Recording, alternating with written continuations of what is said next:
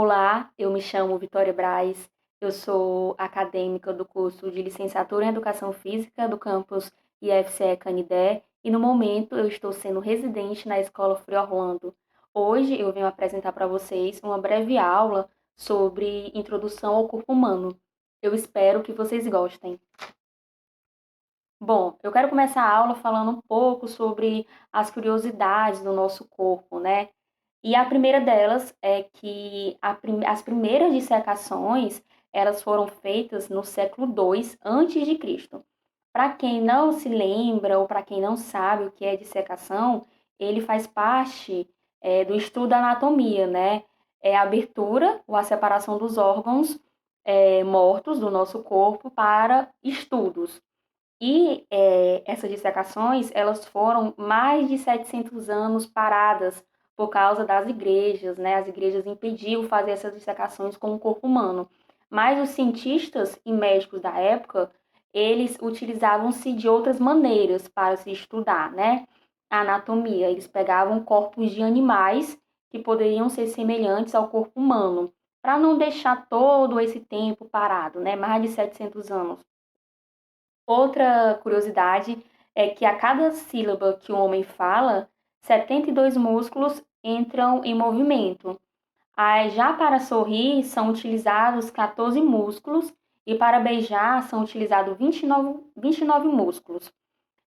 O nosso fígado, ele consegue se regenerar completamente. O nosso pulmão esquerdo, ele é cerca de 10% menor do que o nosso pulmão direito. E os bebês, eles nascem com cerca de 270 ossos, mas à medida que eles vão crescendo, os ossos eles vão se juntando, né? E na vida adulta nós chegamos a ter 206 ossos. Então, de criança, de quando a gente é bebê até a fase adulta, o número de ossos vai diminuindo.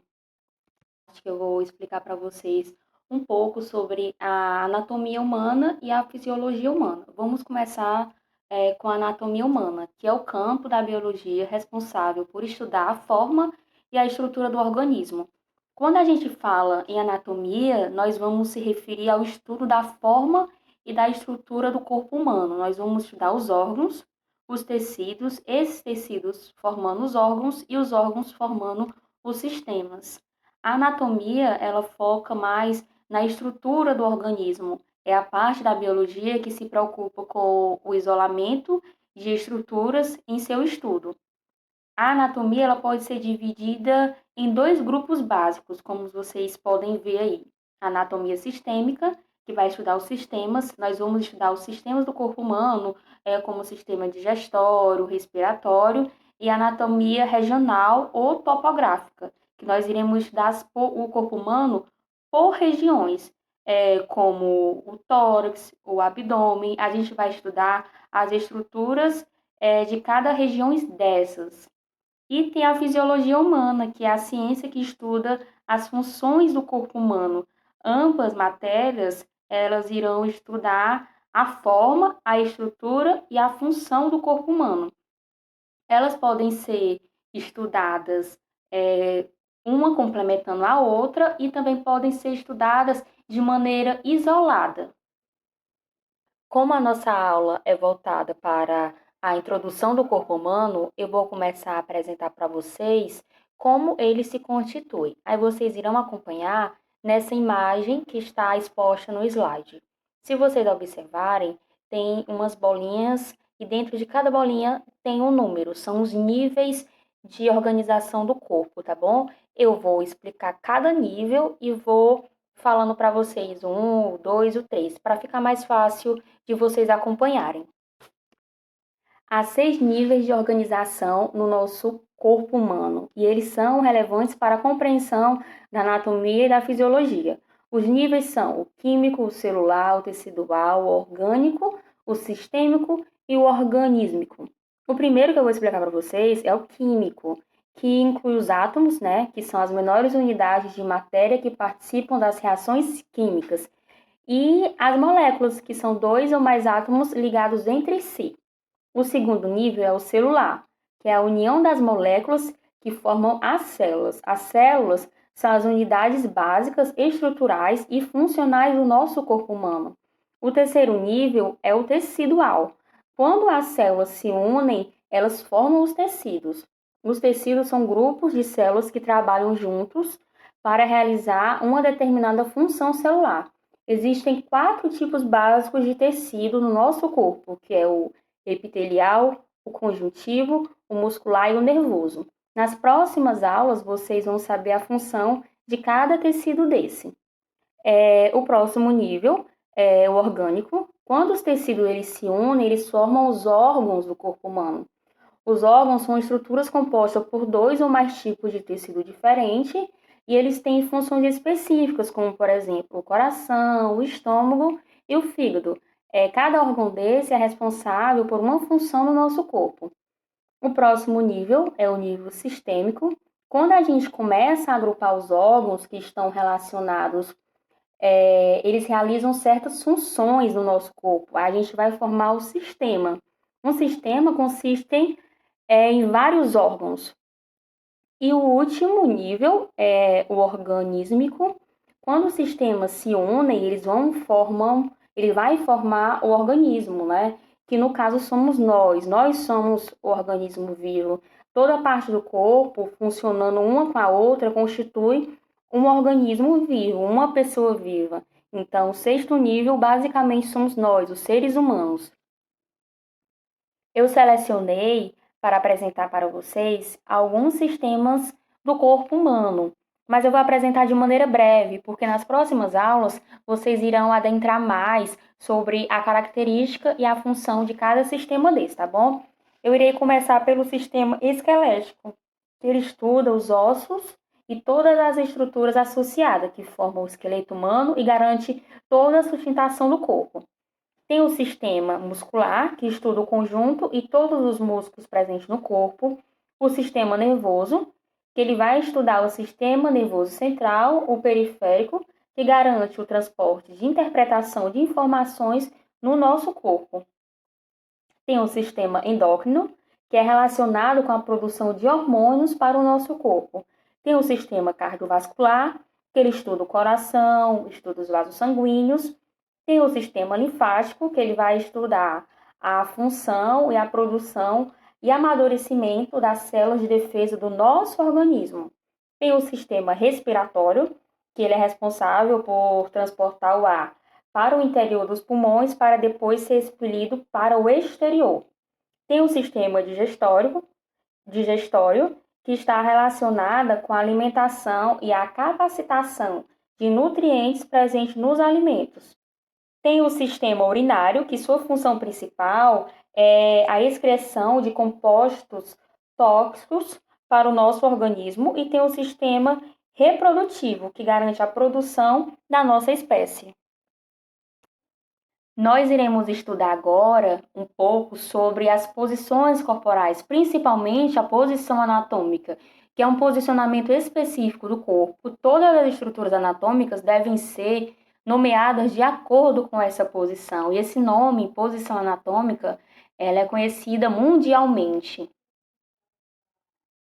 Eu coloquei esse desenho, né, esse boneco, para representar a posição anatômica para vocês, que é uma pessoa com a postura ereta, ela deve estar em pé, com a cabeça, os pés e os olhos voltados para a frente. Os membros superiores devem estar estendidos ao lado do corpo e as palmas das mãos devem estar voltadas para frente. Essa outra imagem eu coloquei só para, se caso vocês quiserem pausar o vídeo, quiserem desenhar, porque tá mais detalhado, né? Ou se alguém quiser desenhar no caderno, né, no rascunho, fica mais fácil. Além da posição anatômica, tem outras vistas corporais, que são essas 3 que eu irei apresentar agora. A primeira é a lateral direita, quando a pessoa está voltada o seu corpo para o lado direito. A segunda, que é a figura do meio, que é a vista posterior, quando a pessoa está de costas. E a terceira é a lateral esquerda, quando a pessoa está com seu corpo voltado para o lado esquerdo. Agora, nós vamos estudar um pouco sobre as posições corporais. A primeira é o corpo ereto, que é quando uma pessoa está em pé, né? A segunda é o decúbito dorsal, que vocês podem acompanhar na figura ao lado, que é a posição quando o corpo está deitado com a face para cima. Pode-se dizer que essa postura é a de descanso ou a de repouso, né, mais tradicional, que as pessoas mais utilizam. A próxima é o decúbito ventral. Acontece quando o corpo está deitado em uma superfície, com a face e a região do abdômen voltados para baixo. Em termos populares, é o mesmo que dizer que a pessoa está deitada de barriga para baixo, né, ou de bruços.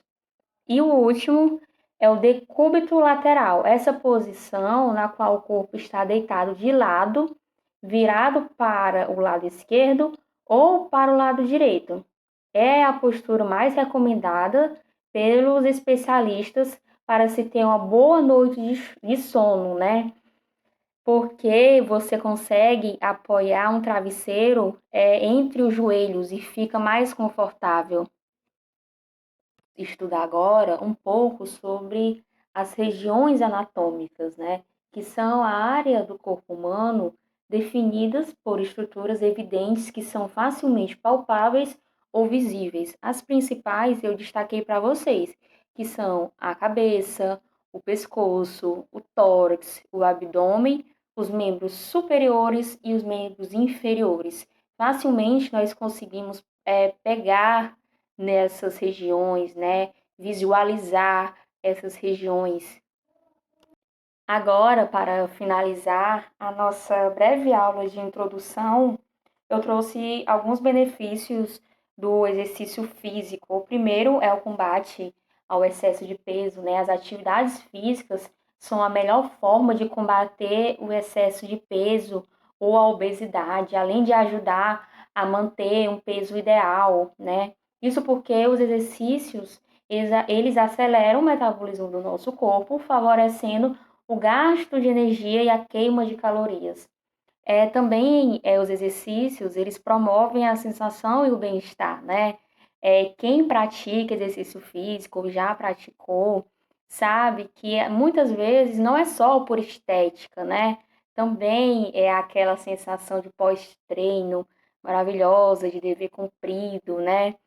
E também eu já incluo o outro ponto, porque diminui o estresse. Às vezes a pessoa está no trabalho, está sendo corrida, está estudando demais, aí tira aquele tempinho, 1 hora no dia, para ir treinar, muitas vezes a pessoa sai relaxado, né?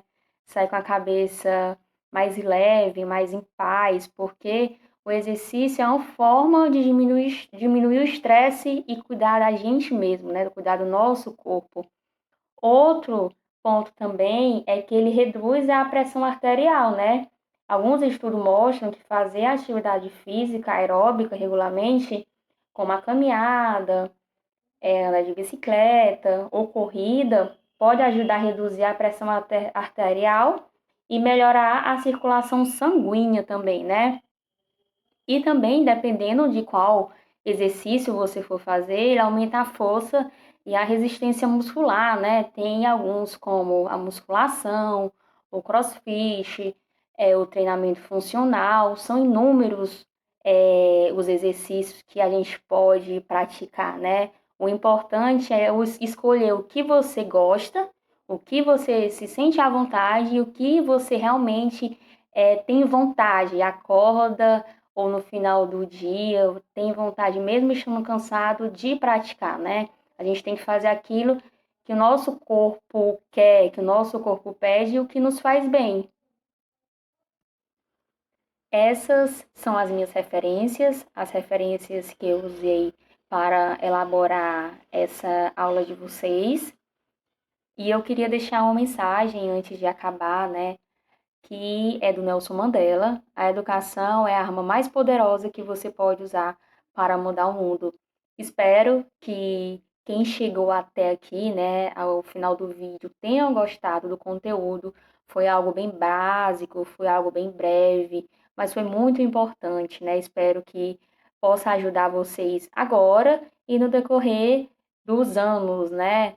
Dependendo de qual ano você está cursando agora. Espero que brevemente nós estejamos juntos de maneira presencial e eu possa conhecer vocês pessoalmente.